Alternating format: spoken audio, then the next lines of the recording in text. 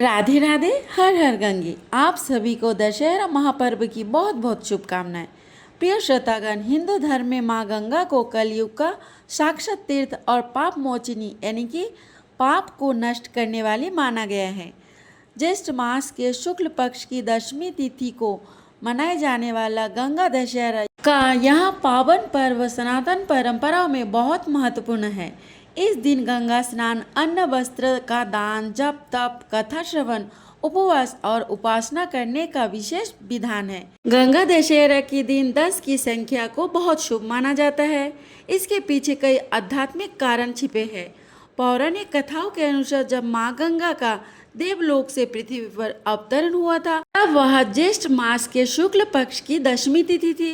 इसके साथ ही इस पावन तिथि पर आकाश और ज्योतिष मंडल में 10 विशिष्ट और शुभ योग एक ही साथ बने थे। यही कारण है कि इस दिन को अद्वितीय फल देने वाला माना गया है। धार्मिक मान्यताओं के अनुसार गंगा दशहरा के दिन गंगा जी में श्रद्धापूर्वक डुबकी लगाने या फिर माँ गंगा का ध्यान करने मात्र से व्यक्ति के 10 प्रकार के पाप हमेशा के लिए धुल जाते हैं। इन 10 प्रकार के पापों को 3 श्रेणियों में बांटा गया है, जिसमें शारीरिक पाप जैसे हिंसा करना, चोरी करना और पर स्त्री गमन, वाणी संबंधी पाप यानी कुट वचन बोलना, झूठ बोलना, चुगली करना और व्यर्थ की बातें करना, और मानसिक पाप यानी कि दूसरे के धन को हड़पने की इच्छा, किसी का बुरा सोचना, असत्य या गलत धारणाओं पर अडिग रहना। यह सभी प्रकार के 10 पाप भी माँ गंगा जी का ध्यान करने या फिर गंगा जी में डुबकी लगाने पर धुल जाते हैं। और इस पावन तिथि पर 10 दिशाओं के दिक्पालों यानी कि दिशाओं का पालन और संरक्षण करने वाले देवता की विशेष पूजा अर्चना की जाती है। माना जाता है कि ऐसा करने से 10 दिशाएं शुद्ध हो जाती है और व्यक्ति के जीवन में चारों तरफ से केवल सकारात्मक ऊर्जा का संचार होता है और व्यक्ति को इन 10 दिशाओं से सुरक्षा भी प्राप्त होती है। तो प्रिय श्रोतागण, आज के इस अद्भुत महापर्व के शुभ अवसर पर हम आपके लिए लेकर आए हैं गंगा दशहरा की पावन कथा। प्रिय श्रोतागण, गंगा जी में डुबकी लगाने में समर्थ ना हो वे घर पर ही नहाने के पानी में गंगा जल मिलाकर स्नान कर सकते हैं। तो बोलिए गंगा मैया की जय। प्राचीन कथा के अनुसार जिस सूर्यवंश में भगवान श्री राम जी का जन्म अयोध्या में हुआ था, उनके एक पूर्वज थे महाराज सागर। महाराज सागर चक्रवर्ती सम्राट थे। उनके केशनी और सुमति नाम की 2 रानियां थी। केशनी के पुत्र का नाम था असमंजस और सुमति के 60,000 पुत्र थे। असमंजस के पुत्र का नाम था अंशुमन। राजा सागर के असमंजस सहित सभी पुत्र अत्यंत उद्दंड और दुष्ट प्रकृति के थे, परंतु पुत्र अंशुमन धार्मिक और देवगुरु पूजक था। पुत्र से दुखी होकर महाराज सागर ने असमंजस को देश से निकाल दिया और अंशुमन को अपना उत्तराधिकारी बना लिया। राजा सागर के 60,000 पुत्रों से देवता भी दुखी रहते थे। एक बार महाराज सागर ने अश्वमेध यज्ञ का अनुष्ठान किया और उसके लिए अश्वमेध यज्ञ के घोड़ा छोड़ा। इंद्र ने अश्वमेध यज्ञ के लिए घोड़े को चुराकर पाताल में ले जाकर कपिल मुनि के आश्रम में बांध दिया, किंतु ध्यान में लीन मुनि इस बात से अनजान थे। इधर राजा सागर के 60,000 अहंकारी पुत्र ने पृथ्वी का कोना कोना छान मारा, परंतु वे घोड़े को नहीं पा सके। अंत में उन लोगों ने पृथ्वी लेकर पाताल तक का मार्ग खोद डाला और इस तरह वे कपिल मुनि के आश्रम में जा पहुँचे। वह घोड़ा बांधा देखकर वे क्रोधित होकर शस्त्र उठाकर कपिल मुनि को मारने दौड़े। तपस्या में बाधा पड़ने पर मुनि ने जब अपनी आंखें खोली तो उनके तेज से राजा सागर के 60,000 उदंड पुत्र वही तत्काल भस्म हो गए। गरुड़ जी के द्वारा इस घटना की जानकारी मिलने पर अंशुमन कपिल मुनि के आश्रम पहुंचे और उनकी स्तुति की। कपिल मुनि उनकी विनय से प्रसन्न होकर बोले, अंशुमन घोड़ा लेकर जाओ और अपने पितामह का यज्ञ पूरा कराओ। यह सागर पुत्र उद्दंडी अहंकारी अधर्मी थे। उनकी मुक्ति अब तभी संभव है जब गंगा जल से इनके भस्म का स्पर्श हो। अंशुमन ने घोड़ा लेकर अपने पितामह महाराज सागर का यज्ञ पूरा करवाया।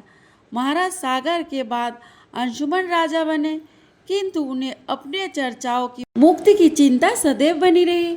कुछ समय बाद अपने पुत्र दिलीप को राज्य का कार्यभार सौंपकर वे वन में चले गए तथा गंगा जी को स्वर्ग से पृथ्वी पर लाने के लिए तपस्या करने लगे और तपस्या में ही उनका शरीर अंत भी हो गया। तब महाराज दिलीप ने अपने पुत्र भगीरथ को राज्यभार देकर स्वयं पितामह के मार्ग पर अनुसरण किया और वे भी वन में जाकर तपस्या में लीन हो गए और उनका भी तपस्या में ही शरीर अंत हो गया। परंतु तपस्या के बावजूद भी वे देवी गंगा जी को पृथ्वी पर नहीं ला सके। तब महाराज दिलीप के बाद राजा भागीरथ ने ब्रह्मा जी की घोर तपस्या की। अंत में 3 पीढ़ियों की इस तपस्या से प्रसन्न होकर पितामह ब्रह्मा जी ने राजा भगीरथ को दर्शन देकर वर मांगने को कहा। तब राजा भगीरथ ने कहा, हे पितामह, मेरे 60,000 पूर्वज कपिल मुनि के श्राप से भस्म हो गए हैं। उनकी मुक्ति के लिए आप गंगा जी को पृथ्वी पर भेजने की कृपा करें। तब ब्रह्मा जी ने कहा कि मैं गंगा जी को पृथ्वी लोक पर भेज तो दूंगा, परंतु उनके वेग को कौन रोकेगा? इसके लिए तुम्हें सबसे पहले देवादिदेव भगवान शंकर जी की आराधना करनी चाहिए। तब राजा भगीरथ ने एक पैर पे खड़े होकर भगवान शंकर की आराधना शुरू कर दी। इनकी कठिन तपस्या से प्रसन्न होकर भगवान शिव ने गंगा जी को अपनी जटाओं में ही रोक लिया और उनमें से एक जटा को पृथ्वी की ओर छोड़ दिया। इस प्रकार गंगा जी पृथ्वी की ओर चली। अब आगे आगे राजा भगीरथ और पीछे पीछे गंगा जी थी। मार्ग में जनहू ऋषि का आश्रम पड़ा। गंगा जी उनके कमंडल दंड आदि बहते हुए जाने लगी। यह देखकर ऋषि ने उन्हें पी लिया। कुछ देर जाने पर भगीरथ ने मुड़कर देखा तो गंगा जी को पीछे नहीं देखकर वे जनेऊ ऋषि के आश्रम में जाकर उनकी वंदना करने लगे। तब प्रसन्न होकर ऋषि ने अपनी पुत्री बनाकर गंगा जी को दाहिने कान से निकाल दिया। इसलिए देवी गंगा जानवी नाम से भी जानी जाती है और राजा भगीरथ की तपस्या से अवतरित होने के कारण उन्हें भगीरथी भी कहा जाता है। इसके बाद भगवती भागीरथी गंगा जी मार्ग को हरा भरा सत्य शामिल करते हुए कपिल मुनि के आश्रम में पहुंची, जहां महाराज भगीरथ के 60,000 पूर्व भस्म के डेढ़ी बने पड़े थे। गंगा जल के स्पर्श मात्र से वे सभी दिव्य रूपधारी होकर दिव्य लोक को चले गए। प्रिय श्रोतागण, अगर मन में अपने पापों के प्रति पश्चाताप की भावना हो तब गंगा जी में स्नान किया जाए, तभी पापों से मुक्ति संभव हो। ऐसे ही गंगा स्नान की एक और कथा आपको सुनाते हैं। प्राचीन कथाओं के अनुसार एक बार भगवान शिव और माता पार्वती जो पृथ्वी लोक पर भ्रमण कर रहे थे, तभी उन्होंने देखा कि हजारों लोग गंगा जी में स्नान कर रहे हैं और माता पार्वती जी उन सभी को ध्यान पूर्वक देख रही थी। भक्त हर हर गंगे का जाप करते हुए गंगा जी में डुबकी लगा रहे थे। माता पार्वती जी ने भगवान शिव से पूछा, हे प्रभु, यह सभी श्रद्धालु गंगा स्नान कर रहे हैं, लेकिन इस स्नान के बाद भी इनके पाप नष्ट नहीं होते, इनके जीवन के दुख दूर नहीं होते। क्या गंगा जी में अब वह सामर्थ्य नहीं है जिससे भक्तों के पाप नष्ट हो सके? तब भगवान शिव ने देवी पार्वती से कहा, हे देवी, गंगा में अभी वही सामर्थ्य है, लेकिन इन लोगों ने गंगा में स्नान किया नहीं है, वे तो इसका लाभ उन्हें कैसे मिल सकता है? देवी पार्वती जी ने पूछा कि प्रभु, हमारे सामने तो अभी सभी ने स्नान किया है, देखिए ना प्रभु, इन सभी के शरीर भी तो अभी भीगे हुए हैं। भगवान बोले कि देवी, इन सभी लोगों ने गंगा जी में नहीं सिर्फ जल में डुबकी लगाई है। इसका रहस्य मैं तुम्हें समझा दूंगा, तुम प्रतीक्षा करो। फिर अगले दिन बहुत तेज बारिश हुई। गंगा नदी की ओर जाने वाली मार्ग में एक बड़ा गड्ढा बन गया जिसमें गंदा पानी भर गया था।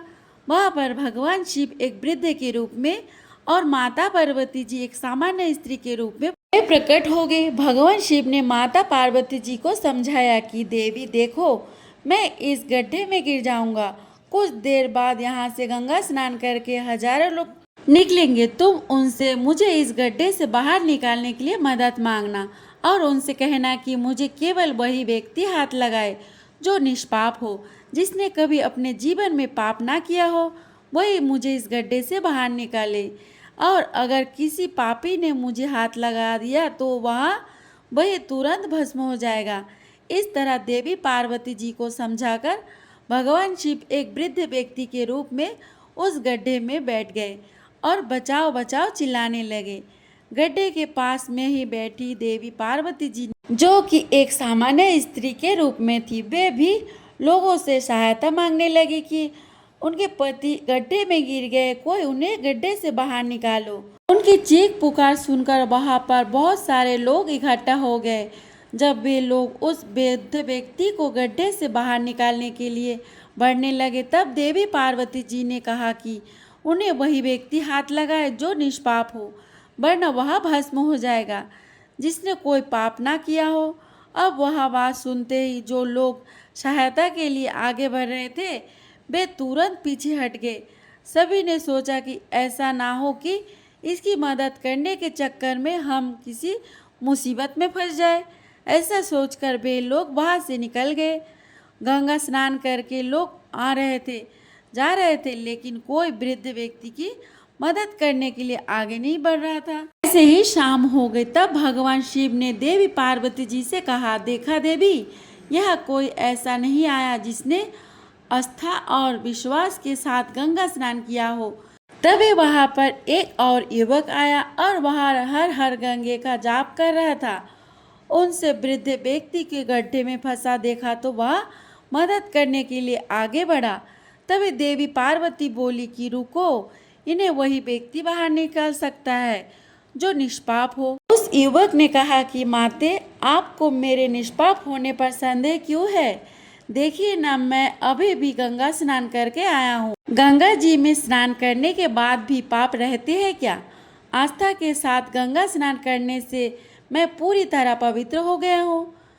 मेरे सभी पाप धुल गए हैं और ऐसा मेरा विश्वास है। इतना बोलकर उस युवक ने वृद्ध को गड्ढे से बाहर निकाल लिया। तब भगवान शिव और देवी पार्वती उस युवक पर प्रसन्न हुए और उनके वास्तविक रूप में उन्हें दर्शन दिए। अब माता पार्वती जी समझ गई कि हजारों लोगों में से बस एक व्यक्ति ने ही आस्था और विश्वास के साथ गंगा स्नान किया है। बाकी सब लोग तो सिर्फ स्नान करने आते हैं, इसीलिए उनके पाप नहीं धुलते और उनके जीवन में दुख भी सदैव बने रहते हैं। अगर आप लोगों को वीडियो अच्छा लगे तो लाइक, कमेंट एंड सब्सक्राइब कर देना। राधे राधे।